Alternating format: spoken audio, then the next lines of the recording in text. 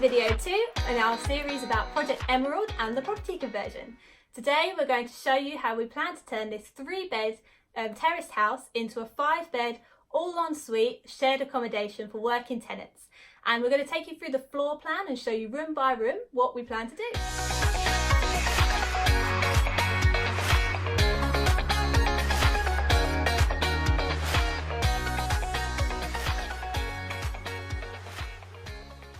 So we're now 2 weeks into the project and the rip out stage is complete, but actually what we wanted to do for you guys is to take you back to the original layout of the property so you can see the before and you can see what we saw when we walked in terms of the property's potential.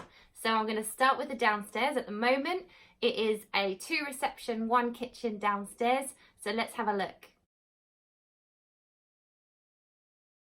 As we walk into the property now, you can see there's currently a through lounge. So this originally would have probably been used for a lounge, dining room, and then you've got your kitchen at the back.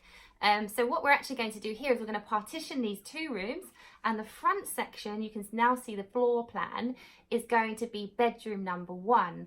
So this bedroom is going to have its own ensuite that you can see here in the corner. It's also got a really lovely bay window element, so it's going to be lovely and bright, and every room is going to have, you know, wardrobe, desk, TV, bedside table, all the furniture that a tenant would need.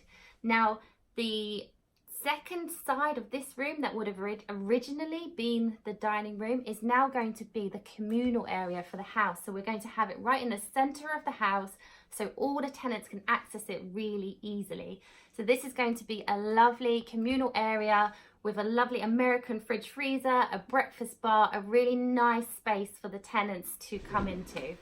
So now we're walking into the original kitchen of the property at the back downstairs, so you can see it in its current format. This is, now we've moved the kitchen into the center of the property, this is going to be another ensuite bedroom for our tenants. So you can see on the floor plan here that it has a different style of ensuite, a rectangle ensuite. This is actually the biggest ensuite we're going to have in the house, so this tenant will have that benefit. But it also has an additional door into the garden to meet fire regulations, which is also another nice feature for tenants because they can go outside easily. Okay, so now you've seen the downstairs, we're going to be taking you upstairs and we're going to show you what we're going to do with the rooms there. So let's go.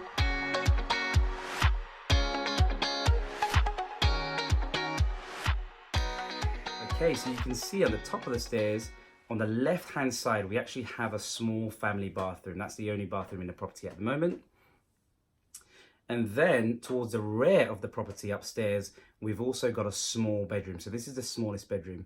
So what we're going to be doing is actually knocking through the bathroom wall into this room because we no longer need a family bathroom. So that's going to make this a nice big space. And you can see from the floor plan, we're going to fit in an ensuite. We'll still have our built-in wardrobes and plenty of space for the tenant.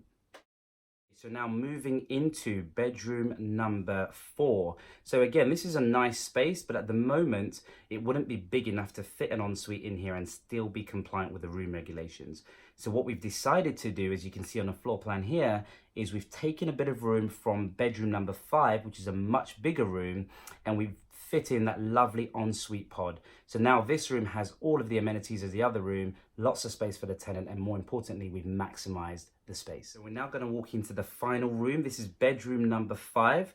As you can see, this is the largest room in the property, really well lit, lovely space, and it's actually big enough to have double occupancy. So we've set it up so it can be used by 2 people. So you've got the larger built-in wardrobe there, lovely big desk space, but also you've got 2 bedside tables as well. So it's a really nice room that's set up for more than 1 person if they wanted to share. So there you have it. You've seen how we plan to convert this 3-bed mid-terrace house into a beautiful 5-bed all-en-suite HMO. And if you're thinking about taking on a project like this or something similar, here are 3 golden nuggets, 3 things that you need to consider. The first one is room sizes.